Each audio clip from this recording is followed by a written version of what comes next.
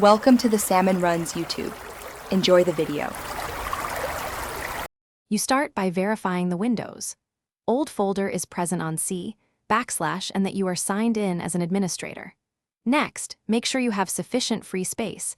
Aim for about 10% of the drive, because large user folders will copy.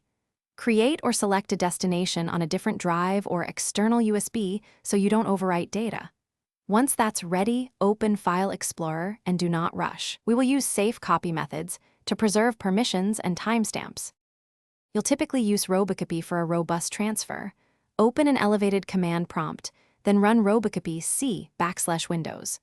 Old D /recovered /E copy all /R 3/W 5 to copy everything and retry on failures.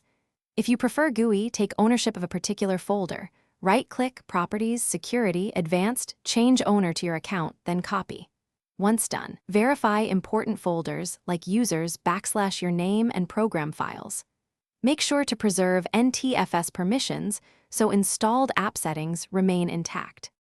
You finalize by validating recovered data. Open documents, test app configurations, and confirm folder sizes match expectations.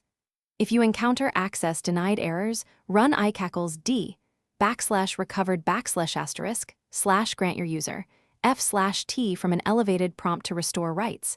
This fixes stubborn permission issues without rebuilding files. Once everything is verified, clean up the original Windows, old with storage settings, or disk cleanup.